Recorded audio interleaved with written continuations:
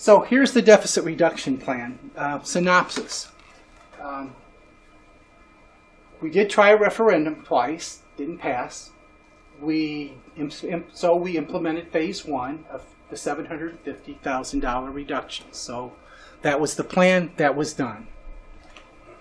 The plan was we still need to balance the budget. We said we would try and do that this year because one of the things we don't want to do is have to live paycheck to paycheck.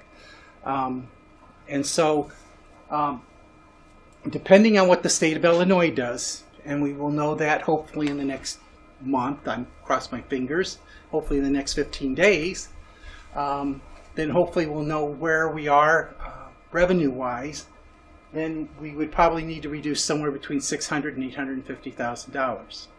And the reason to do that is because you can do that and plan out 3 years at a time and be able to not have to revisit it every year. Because I don't think you want to come back every year and say, okay, this year we do like 2 or 3, and then this year we do 1, this year's okay, then we do 2 or 3, and nickel and dime it to death, and nobody ever knows what you're going to have or not have. It'd be better to pick what your programs are going to be for the next 3 years, know you can fund them, and then be able to put money aside and concentrate on instruction, curriculum, and all the good things that schools are about. So that's kind of where we are right now. Will that number change? Could it change? Yes, it could. But that's depending on the state and also the federal government, what they do with your sources of revenue. There's one truism about schools and school funding. You cannot control revenue. You can only control expenditures. So we're at the mercy of the state, and we're at the mercy of the federal government right now when it comes to, we know what our property taxes are, but everything else is kind of up in the air. We do know what we can spend. I mean, that's the only thing we control at this point in time. So I'll open it up to board questions if you have any. We did have a finance committee meeting, so I know some of them got answered then. On the property tax numbers, was there an increase, a dramatic increase? We were told by certain public officials that we're going to get a big windfall from the mall and the movie theater. Was that captured on this latest assessment, that the numbers that you got? Geez, I'm going to have to go back and look because it didn't go up that much. I didn't see that much new growth, but I can go back and check that for you. Great, thank you. What about, I'm sorry. Yes. Some of these newer homes that are going up, they say that there's several newer homes going up on the north side of town. Yes. Let's say. When will we receive the monies from those properties? Does it take a year, 2 years? How long of time before we receive the property taxes? Normally what has to happen, it has to be completed to be on the tax rolls by 12/31. That's the date they use. So sometimes they will, if you're a contractor, sometimes you won't finish it on 12/31, so you get an extra year. So that you could occupy it in January, and then you start paying taxes, and you see what I'm saying? And also, if they use it as, like a part, not all new construction. If it's just an addition, that's different. If it's owner occupied, a lot of times they hit you with that right away. If it's brand new, scratch, that's a different story. Okay. I mean, I can go back and tell you exactly how much new construction you've had in the district the last 2 or 3 years if you want. If you're interested, I'll provide that at the same time I do the other. Okay. Other questions? I had heard at the tail end of the finance committee meeting that there's still two outstanding payments from the state for last year. That's correct. Is that correct? Yes. And that was a total of 200 or 300. 200 and 300. So if you deducted that from the 400, because that was what would happen, correct? Well, actually, if they paid it.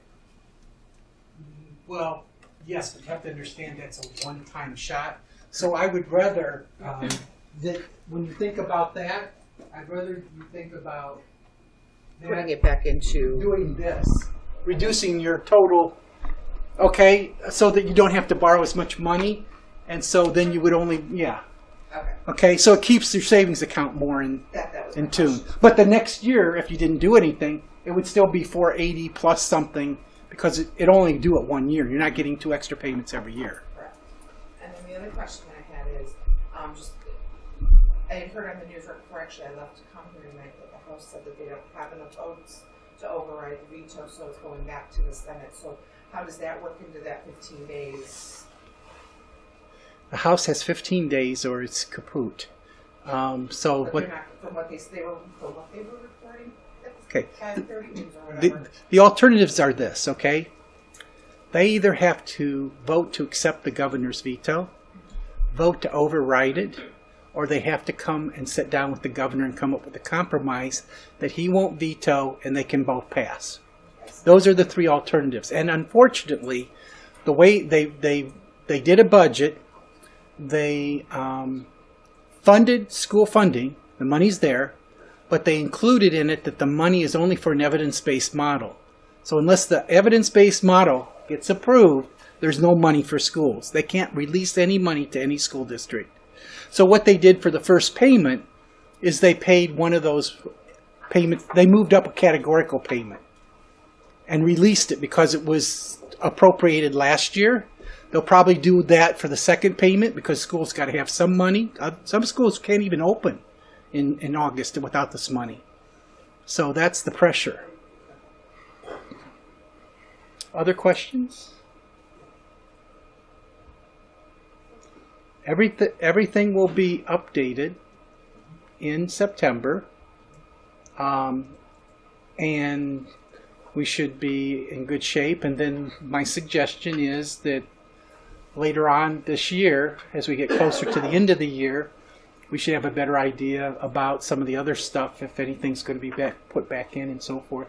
Then you need to start planning for the following year and making decisions about what you want to do. After the first of the year. Yeah, somewhere in there. It's fine. But even the property taxes are not really anything that's a positive number, because you have these large companies, Target, Walmart, Best Buy, where we saved what, 1.2 million last year, and then lost 86,000 to Best Buy. Yeah, Well, Well, they're going for to the challenge their PTAB. assessment Yeah. every year. Yeah, you They're going have- to challenge their assessment every year. You're right. Right, you have the PTAB and you have the circuit court. So the PTAB is a property tax appeals board where people, which commercial property, such as Target, can fight in court, and they do fight in court their assessed valuation. And what happens often is we're part of a cooperative. We have to negotiate the settlement because we don't have the ability to fight. We don't have the ability to fight corporate or America. challenge individuals that do that on a regular basis, not only locally but nationally. And then you have the circuit court, which is another means that commercial property can challenge their assessed valuation as well.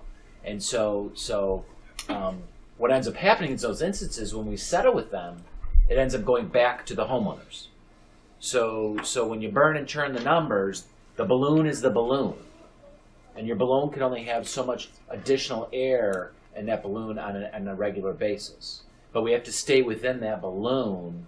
And what we've done is we've actually looked outside, and that's part of the school fees. But Mike, you're right. We reported to the board, and that's in our documents. That's what that letter is here from the law firm.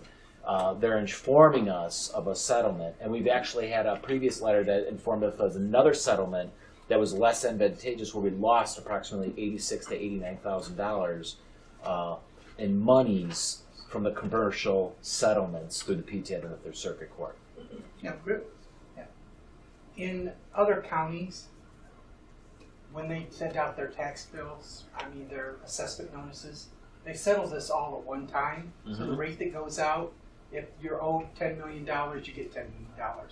In Cook County, they bill all $10 million, but because it's almost a 3-year backlog That's right. to do property tax appeals, especially for commercial property, 3 years later, if they win, they reduce the current year receipts by that 86.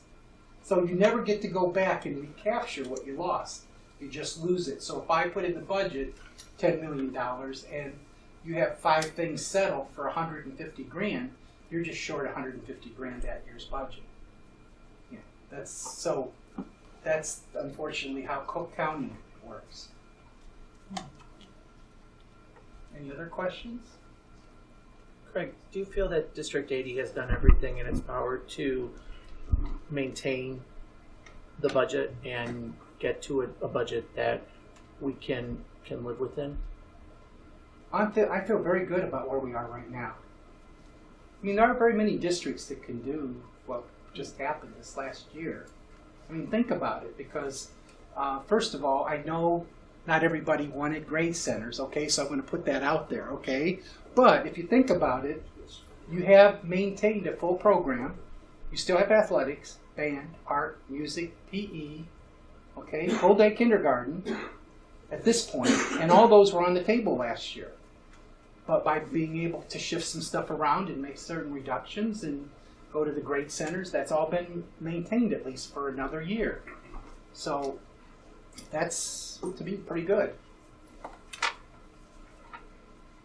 Thank you, Dr. Sean. You're welcome. We'll go right into board committees, academic advisement for student excellence. We did have a committee meeting today that we went as a whole, that we went over Daniel Rubel's and our Title I and how our school and district is handling data and trying to advance our students to the best of their ability. Board policy and development. We did have a meeting of a whole last month, and at that meeting we did recommend to go out to follow up with the ISAB to come up with a cost of what it would cost to revamp our board policies because they're out of date. I will ask Dr. Malley to fill in the gaps, the big gaps that left. Yeah, so as part of our meeting, one of the things that we talked about is making sure that all our policies are current with current school code, which is the law. And so we found that there's policies that are antiquated.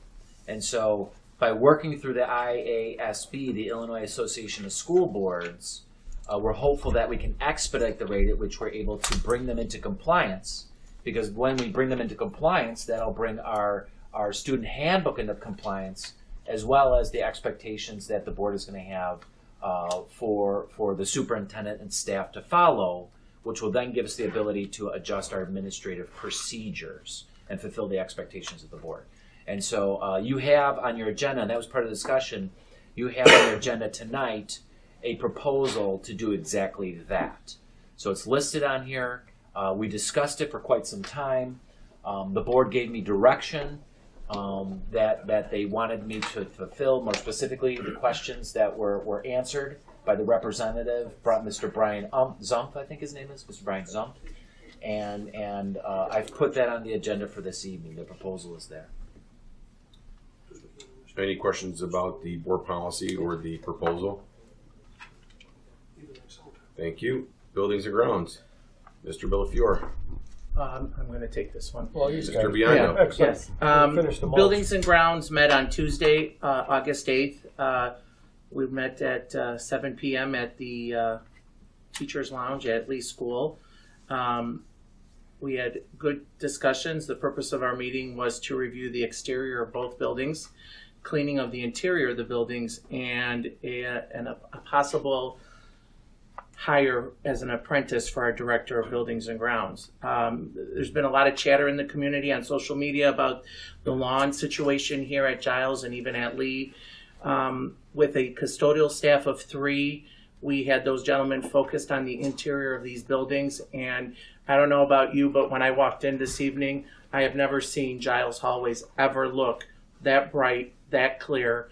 And every summer they've always had like a yellow filmy look to it. But tonight, in my opinion, these hallways shine bright like a diamond.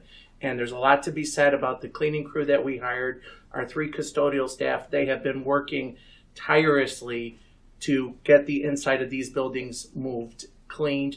They had 71 days this summer to do a grade center move and move teachers from one building to the other. So